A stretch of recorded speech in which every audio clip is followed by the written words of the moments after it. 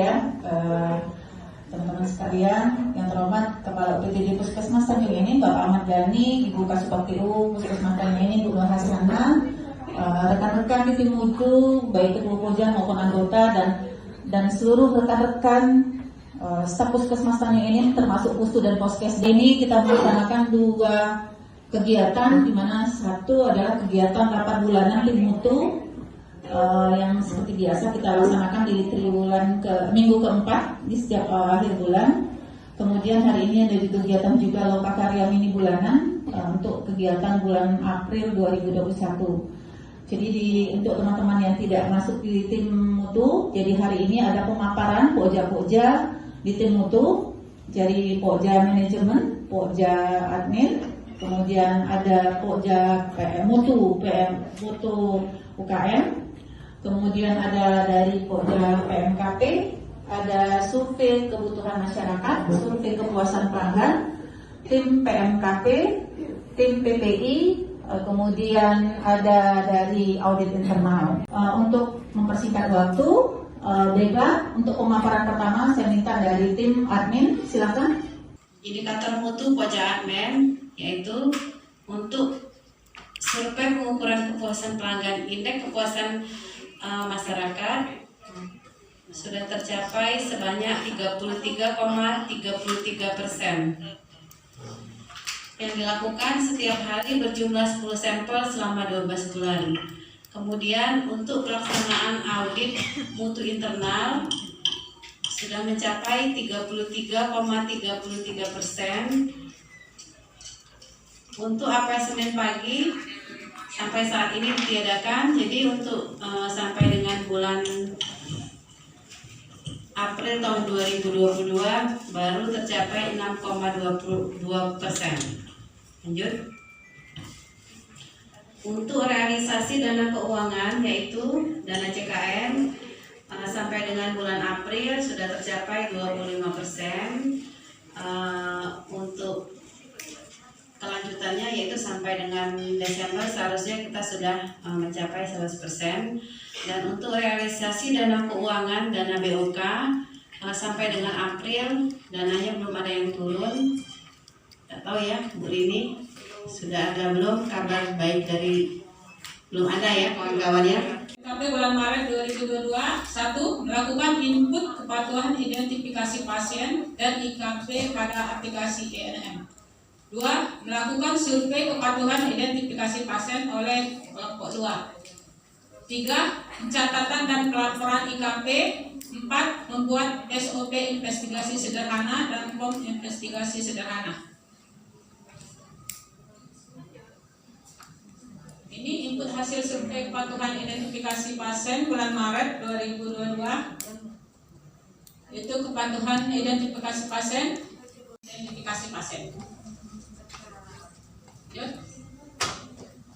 Input laporan insiden keselamatan pasien bulan Maret 2022, yaitu bulan Maret nihil kasus IKP.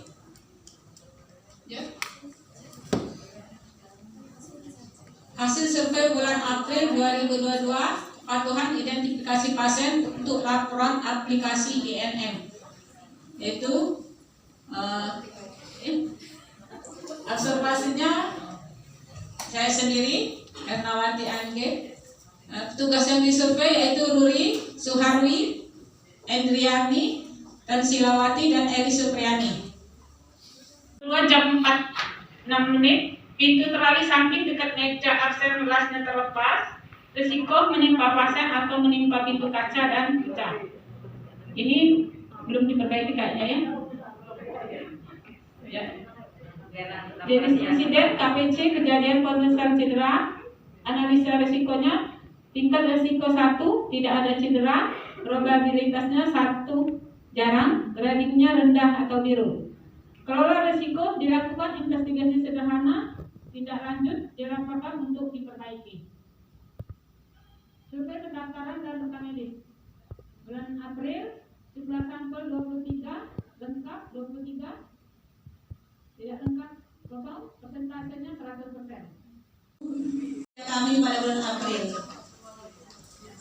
Presentasi saya sendiri Pengolah data hasil survei kepuasan pelanggan Febrina Handayani.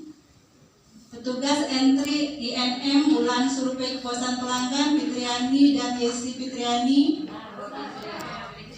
Petugas harian jaring responden Ibu Suryana, Bu Kansirawati, Bu Atika, Bu Yulianti, saya sendiri, dan Ibu Dwi Mahartina. Responden bulan April. Total responden bulan April 110 orang. Persennya 62,5% dari responden. Berdasarkan usianya 15 sampai 44 tahun 62,73%, 45 sampai 65 tahun 37,27%. Layanan yang tidak bisa diolah datanya untuk bulan April 2022 yaitu poli PTN, poli TB, pendaftaran imunisasi. Dikarenakan responden hanya 1 orang. Untuk pelayanan peri per poli bulan April 2022. Indikator mutu Permenkes nomor 14 tahun 2017. 8 nilai interval konveksi NIK 88,31 sampai 100. Untuk pelayanan A, kinerja unit pelayanan sangat baik. Next. Poli lansia, jumlah sampel 34 orang. Nilai IKP sama dengan 82,8. Kategori B baik. Poli umum, jumlah sampel 27 orang, nilai IKP 82,50, kategori B baik. KB KIA, jumlah sampel 13 orang, nilai IKP 81,44, kategori B baik.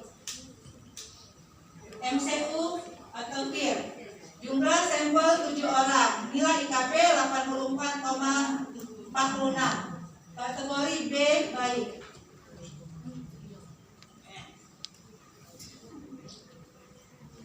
Next. Gizi. Jumlah sampel 7 orang, nilai IKP 92,71. Kategori A sangat baik. Gigi. Jumlah sampel 5 orang, nilai IKP 89,65. Kategori A sangat baik. Indeks kepuasan pelanggan bulan April 2022. Jumlah sampel 110 orang, kategori B baik. Lansia dan pralansia sudah dilakukan sebanyak kurang lebih 60 orang. Rencana koordinasi dengan kader, koordinasi dengan Dides, koordinasi dengan pihak terkait lintas sektor dan lintas program. Tindak lanjut koordinasi dan kesepakatan sudah dilakukan dan kegiatan dalam proses. Evaluasi dan monitoring kegiatan posyandu lansia akan dilaksanakan setiap tanggal 27 April 2022. Namanya belum diketahui karena baru hari ini dilaksanakan. Dokumentasinya belum ada hari ini. 2. Permohonan pelatihan dan pembinaan P3K bagi satpam di PLN Bukit Asam oleh PT Matahari. Masalah permohonan pelatihan dan pembinaan P3K di PT PLN Bukit Asam, ada surat masuknya. 2. Analisa untuk peningkatan kapasitas satpam PT PLN. 3. Rencana dan tindak lanjut. Pelaksanaan masih menunggu jawaban dan belum ada surat balasan surat masuk dari tim Puskesmas Tanjung ini. 4. Evaluasi dan monitoring. Permohonan tidak terrealisasi untuk PT Matahari dari bulan Februari 2022. Lanjut. 3. Permintaan vaksinasi booster Moderna. Masalah yaitu permintaan vaksinasi COVID-19 vaksin booster Moderna melalui WA dan Facebook Puskesmas Tanjung Enim. Analisa efektivitas vaksinasi COVID-19 dosis lengkap mengalami penurunan sesuai surat edaran tentang vaksin dosis lanjutan atau booster. Kedua, untuk syarat kebutuhan mudik. Rencana dan tindak lanjut vaksinasi booster vaksin Moderna sudah dilakukan pada tanggal 30 sampai 31 Maret 2022. Monitoring dan evaluasi kebutuhan vaksin Moderna yang didapat 50 dosis untuk booster Moderna dari kebutuhan 120 orang. Kebutuhannya masih kurang mencukupi dan masih ada masyarakat yang belum divaksin booster Moderna. Mengajukan permintaan kebutuhan 20 dosis vaksin Moderna untuk 40 orang ke gudang farmasi. Pelayanan pos lansia dan pos pintu yang diaudit yang dilakukan ada pengukuran untuk meningkatkan kualitas hidup lansia dan peningkatan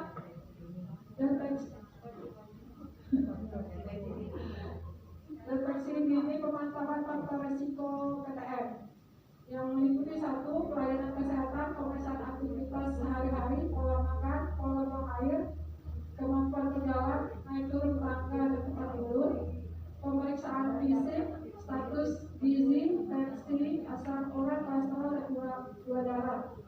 2. Pemberian makanan tambahan. 3. Kegiatan olahraga dan 4. Kegiatan kesehatan, keagamaan, arisan dan lain-lain. Di mana standar kriteria yang diacu yaitu Undang-Undang Nomor 13 Tahun 98 tentang Kesehatan Lansia dan Peraturan Menteri Kesehatan Nomor 74 Tahun 2015 penyelenggaraan pelayanan kesehatan lanjut usia di pusat kesehatan masyarakat. Adapun daftar bahan pertanyaan, apakah sudah ada SKT pelayanan pos lansia? Faktanya SKT pelayanan pos lansia belum ada. Temuan auditnya, pelayanan sudah terintegrasi dengan pelayanan pos pintu dan pelayanan pengobatan pustu dan puskesmas, tetapi pembagian tugas sesuai tupoksi program belum dilakukan secara tepat dan benar. Pertanyaan kedua, apakah sudah ada SKT pelayanan pos pintu?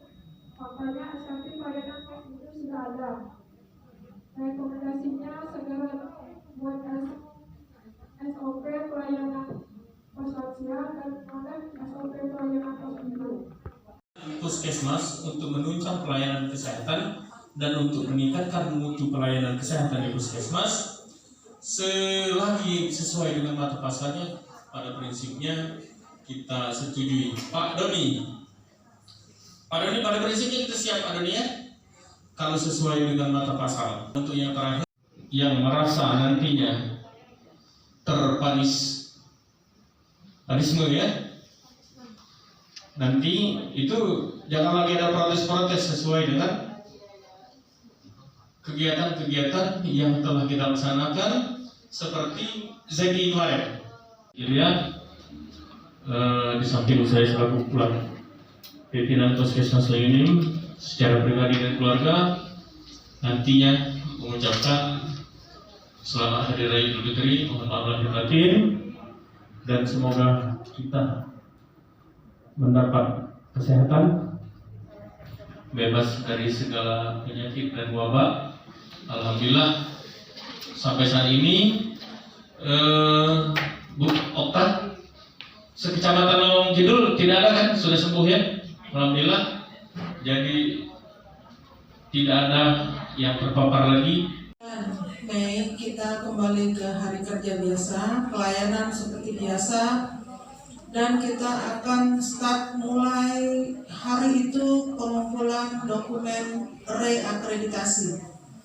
Jadi kami menetapkan bahwa ketua Pokja masing-masing bisa merekomendasikan masing-masing anggota timnya berapa nilai yang harus kami berikan dalam pembagian jasa JKN-nya.